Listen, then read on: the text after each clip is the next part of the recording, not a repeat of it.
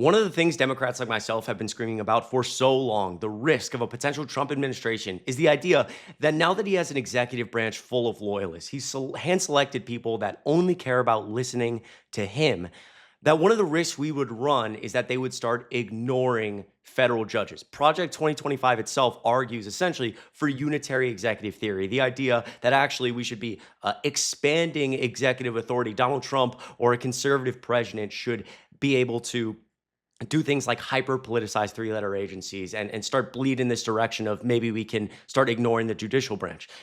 Democrats like myself were always told that we were fear-mongering and Trump would never do this, but here we are. We are currently in an incredibly intense moment in American history, being in this deep constitutional crisis. This is a story from this morning. Trump ignores court order pausing use of wartime act, carries out deportations of supposed Venezuelan gang members. Now, essentially what happened is in the middle of the night, without announcing it publicly, he did this on purpose, Donald Trump signed an executive order, the Alien Enemies Act, and essentially tried to use it to deport Venezuelan gang members. Now, it leaked, supposed Venezuelan gang members, it leaked that Donald Trump was doing this, and so the White House rushed to get these individuals on planes and deport them. And while they were in midair, a federal judge ruled for a stay, essentially said, hold on a second, I believe this is unconstitutional, give me, 14 days.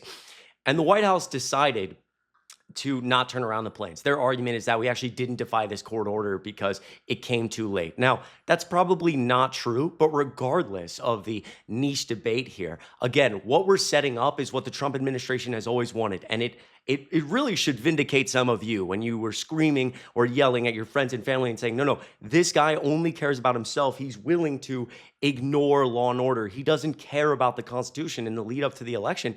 This was always our argument, and it's playing out in real time. This is a tweet, for example, from Derek Evans, who's a pardoned January 6er from today, this morning.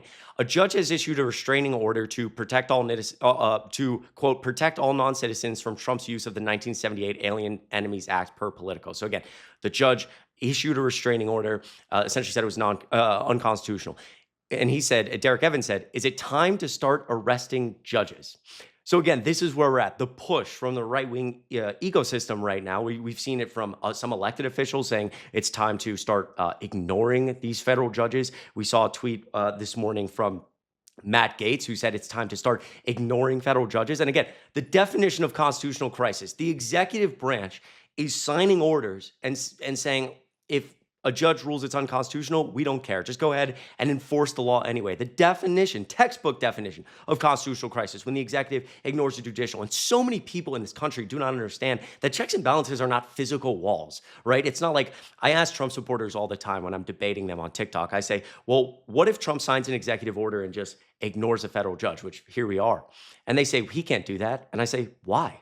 Why do you think that this is a thing where Donald Trump is like blocked by a physical wall? All judges do is issue pieces of paper. And if the lead executive doesn't care about checks and balances and doesn't believe in the Constitution, and all the people in his cabinet don't either, they're just going to start enforcing laws how they feel. And it's incredibly dangerous. So the setup here for Republicans is to argue, even if I say this, they say, well, you want to keep Venezuelan gang members here, or wow, look at you pushing to keep Venezuelan gang members. But again, it's not about that. It's the idea of constitutionally our democracy, what we're doing. We're hyper-politicizing three-letter agencies, hyper-politicizing the judicial branch, and expanding executive authority. This was my response just as I'm recording this a few minutes ago to Derek Evans, a 1942 quote from Hitler, when he's speaking to the German people. And he says, quote, I expect the German legal profession to understand that the nation is not here for them, but they are here for the nation. From now on, I shall intervene in these cases and remove from office those judges who evidently do not understand the demands of the hour. Because again,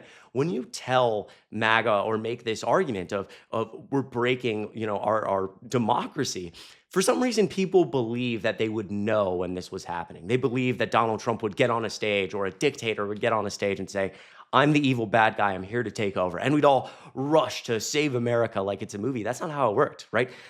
Hitler, famously, his party was elected to power. He was appointed. And then he started essentially through democratic means ripping apart democracy. One of the most ironic things about democracy is that it gives the power to its enemies to break it, right? The idea of bleeding toward authoritarianism is that, again, if you don't believe in checks and balances, you can start to abuse democratic norms. and break them, which is exactly what Hitler did. He essentially, started ripping apart the Constitution, and a lot of the argument became, well, he's doing this to root out the communists. He's doing this to, help fix Germany after World War One. And we saw where it led. So again, it's Republicans are going to try to make this an issue of substance, of oh, the gang members or the supposed gang members themselves. But what's important to remember is this is a issue of principle, consistent principle, going back to things like this, because history doesn't repeat, but it often rhymes. And this is where we're at. It's very scary, and I think more people should be paying attention. And again, I think in this conversation, we go to something like this morning from Politico. Quote, beyond my wildest dreams, the architect of Project 2025 is ready for his victory lap. Paul Dans, the ousted director of Project 2025, said he's delighted that Trump is implementing his agenda after all. And again, the idea here being that we were told for months that this idea of Project 2025 was fear-mongering, but it wasn't, obviously, right? It was always the plan. Project 2025, essentially, because I think it's hard to understand, just argues for unitary executive theory. It argues for this idea that constitutionally, actually, the president should be able to do things like control three-letter agencies, when normally three-letter agencies like the DOJ, the FBI, the CDC, they're largely independent from the president. That you weren't able to fire federal officials, essentially, as president. Donald Trump signs an executive order, Schedule F, which was step one of Project 2025. And now he's mass firing these federal workers so he can flood them with loyalists. So now, for example, when the Department of Justice wants to do something important, they have to go through the White House first, essentially. They have to go knock on Donald Trump's door and say, hey, we're going to do this. Is this okay? And you see the setup for how you're expanding executive authority becomes very dangerous. Imagine this. You are a private citizen and you want to IPO your company. Congratulations, you're super successful. You go to the SEC and you say, I want to make my stock public. Well, the SEC is supposed to, look at this objectively and see if you've met the qualifications. I don't know off the top of my head. That's not my field. But if you go to the SEC and you say, I want to, make my company public, you have to meet a set of qualifications. Well, now one of those qualifications will essentially be the SEC calling the White House in this setup that we're in right now, where we're starting to hyper politicize these agencies, expand executive authority.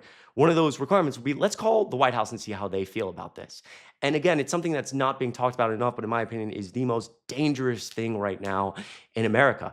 Because again, Donald Trump and who's in office can now just use the office of the presidency to enrich themselves, to punish enemies, and to dish favors to friends. So if you want to IPO your company and Donald Trump doesn't really feel like that's pertinent to his business or his friends, the SEC is going to go ahead and reject your request for IPO, right? And so this is the most broken version of America that we have been in a long time. And again, I hope that the push here from the left is, again, a consistent, principled one. And what we need is for Republicans currently in office to finally say enough is enough, because there are so many, I know there are, House Republicans or Senate Republicans who get on and they do the MAGA talking points and they say Trump's great, but privately they're scared. Privately, they know it's a coup. Privately, they know that democracy is starting to bend.